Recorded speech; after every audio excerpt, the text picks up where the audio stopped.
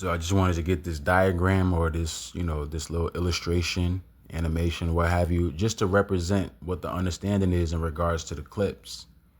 And you see them, they wear all black a lot. They're Saturnians. That's why they wear all black.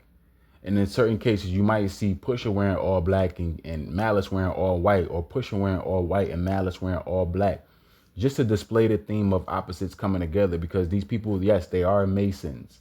That's what they are. They're Luciferians. I don't care about all the Bible verses they quote and all that. It's all nonsense. They're Luciferians. And that's not me trying to like demean them or anything. It's just my understanding of the entertainment industry. You can't be a part of that entertainment industry and be a worshiper of the Most High in a way that's unadulterated, and you're giving it all to Him. You can't do that, because at the end of the day, you're sipping out of the cup of mammon.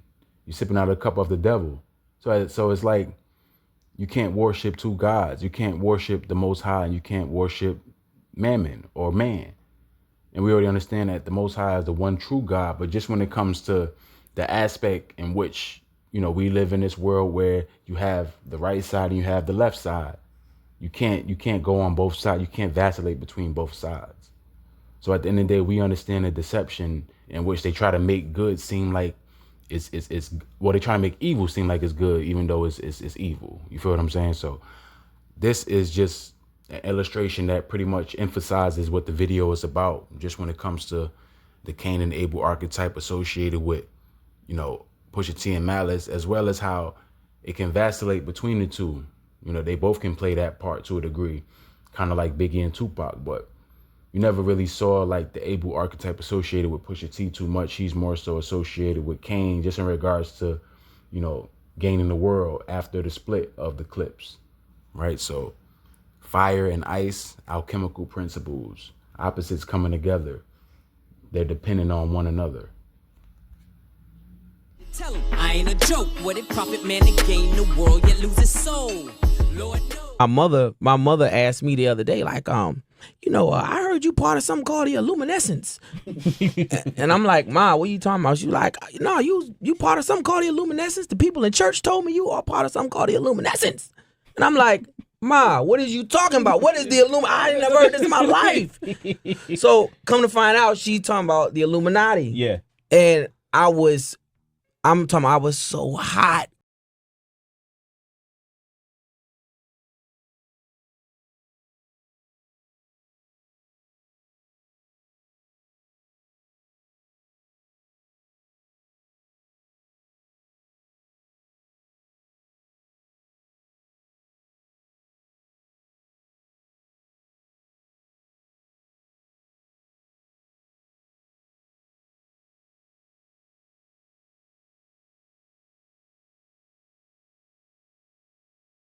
Cause I'm like, man, y'all in church telling my mama this type of stuff. Yeah. Like now, mind you, I'm gone like 4 days out of a week.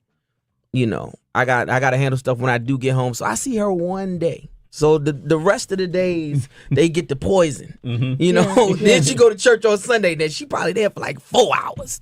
Yeah. That it happened at church. It happened at church. Ain't like that. Did you ask Kanye about the devil stuff too? Man, ain't no devil stuff, man. There ain't no devil stuff. Man, ain't no.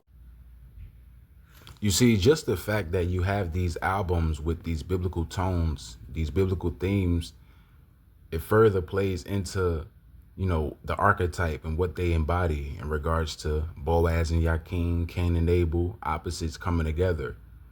And we understand the story of Cain and Abel, where Cain was jealous of Abel's righteousness, and Cain got his brother killed. He said, "Am I my brother's keeper?" Cain was wicked. Cain was evil. And it's not exactly matched up with the Cain and Abel history or the understanding, but it plays into it just based off of the left hand and the right hand, as well as them coming together. They split and they also come together.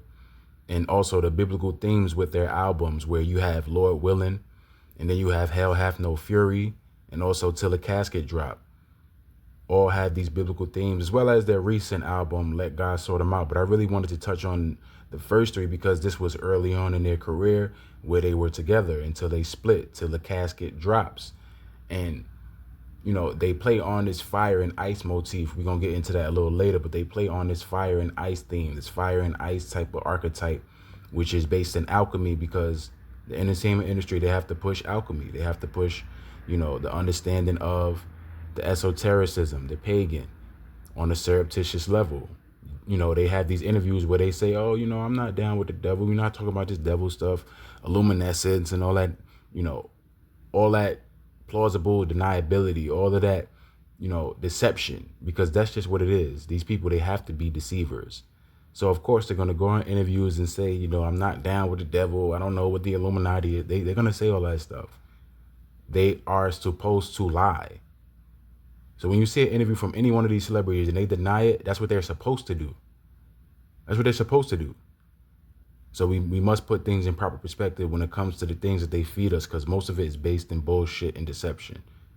We have to understand what we see and what this world is. We know that they lie, so we can't take anything that they say for salt, unless it's some sort of like insightful thing about what they're a part of and what have you, or it's just something like general, simplistic, like an album that they're covering or something like that. But when it comes to them talking about the Illuminati and the devil and all that stuff, you can't really believe what they say, especially if they're denying it, you know?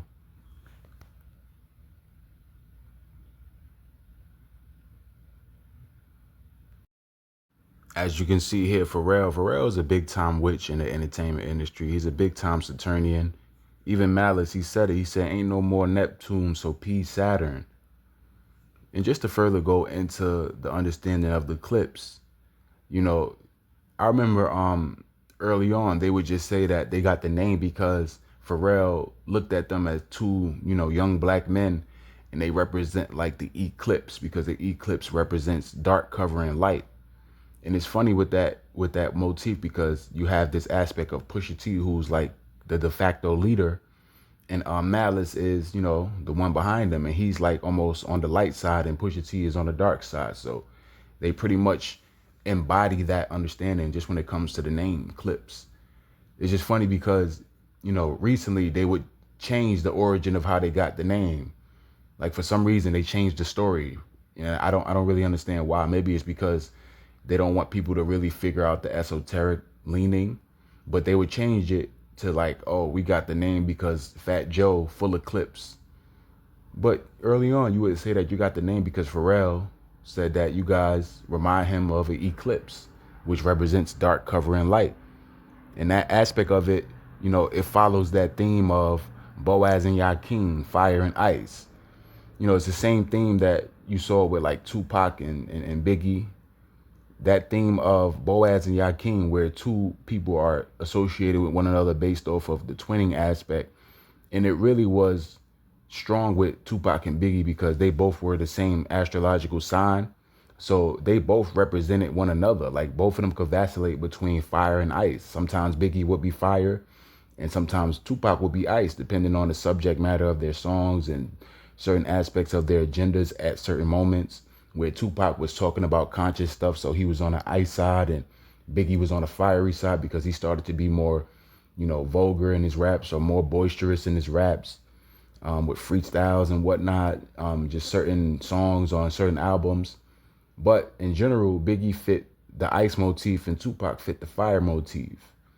And it's just based in alchemy. It's just based in the understanding of, you know, opposites coming together, which is something that they love, is duality. They love the opposites. They love the fire and ice motif, you know, the bad and good motif, the blue and red motif, the black and white motif. They love these concepts because it's all alchemical.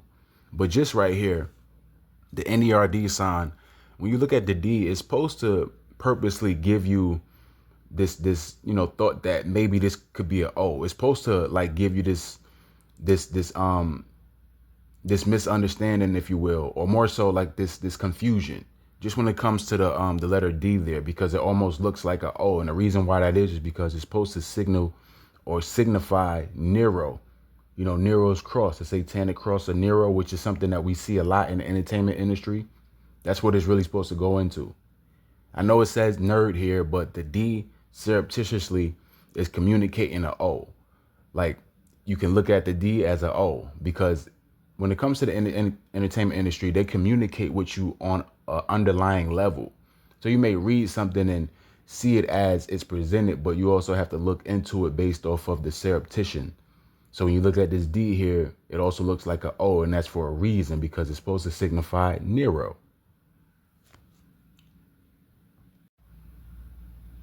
You see, the reason why duality is so big in the entertainment industry is because when it comes to these polarities, they depend on one another. Even though they're different, they depend on one another. We know that, you can't have the two genders as far as one without the other. You can't have a man without a woman and a woman without a man. You can't have black without white. You can't have good without evil. You can't have, up without down. You can't have life without death. You can't have cold without heat. You can't have love without hate.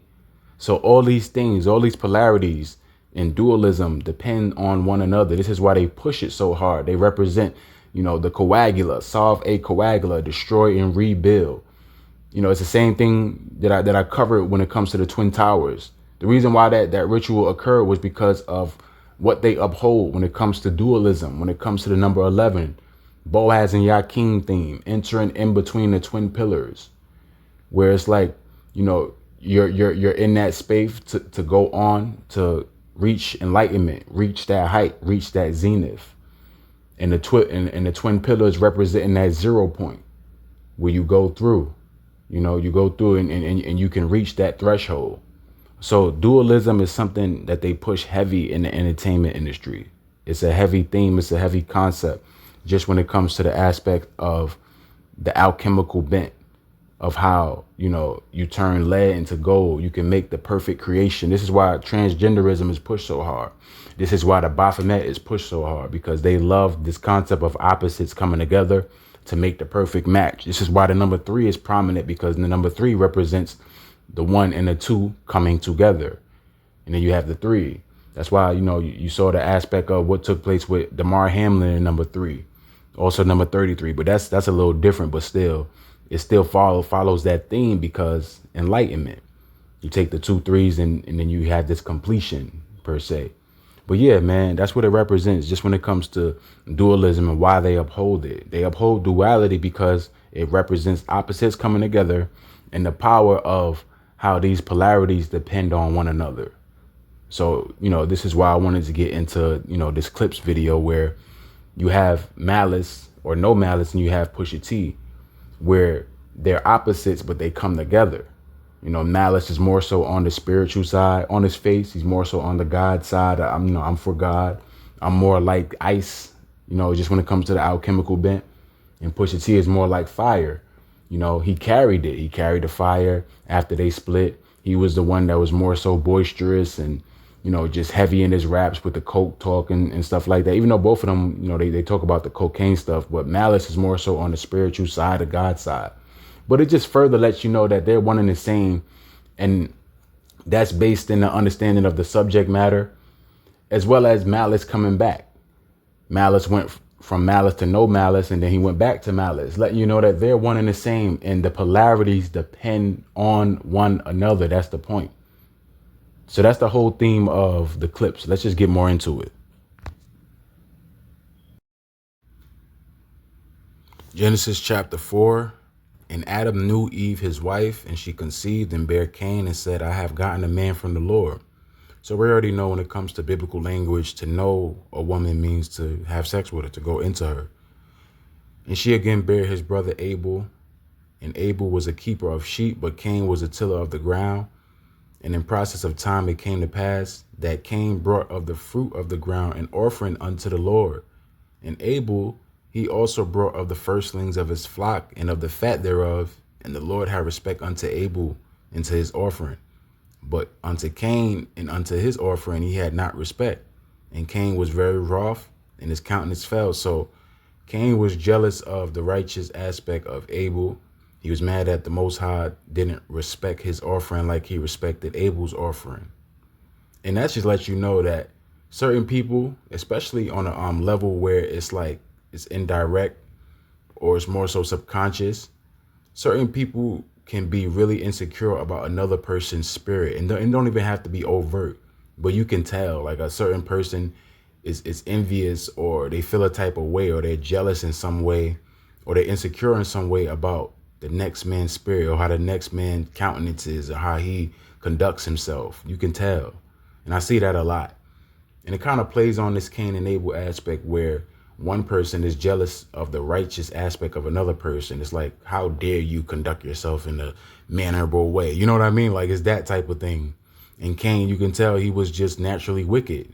Those who are naturally wicked, they hate a person that can exude certain aspects of righteousness or exude certain aspects of just an upstanding person, upstanding individuals. People that's in that, miserable state, they don't like that. Misery loves company. But unto Cain and unto his offering he had not respect, and Cain was very wroth, and his countenance fell. And the Lord said unto Cain, why art thou wroth, and why is thy countenance fallen? And if thou doest well, shalt thou not be accepted? And if thou doest not well, sin lieth at the door. And unto thee shall be his desire, and thou shalt rule over him. And Cain talked with Abel his brother, and it came to pass, when they were in the field, that Cain rose up against Abel his brother, and slew him. And the Lord said unto Cain, where is Abel thy brother? And he said, I know not. Am I my brother's keeper? So just when it comes to this aspect of what took place with Cain and Abel, we already know that Cain was a wicked person. He was, envious of the righteous aspect of Abel, and therefore he killed him. And this plays on the Clipse theme just to a degree, not 100%, because we know that it wasn't necessarily any sort of envious or any sort of jealousness or jealousy. Just when it comes to, what we saw, we don't know behind closed doors, but based off of what they emitted, we didn't really see that. But the theme is still there because of the biblical tone, as well as, the ice element splitting from the fire element. But Pusha T, he still had to carry that fire. So let's just get more into it. Even with songs like Grinding, where Cain represents like this tiller or this builder, grinding, working. As you can see here, you see Malice along with Pusha T and the Neptunes with Pharrell and Chad Hugo. And we already understand the constellation energy just when it comes to the planetary bodies, as well as, the esotericism being the underlying theme. And you see Malice there throwing up the hand sign. It's almost like a V. It's supposed to represent the Kundalini serpent, where you have these two paths that represent the Ida and the Pingala. And they both come together to represent the serpent, the Kundalini effect. That's where this V sign, goes into. On the face, it represents Virginia, but it's really supposed to represent the Kundalini serpent.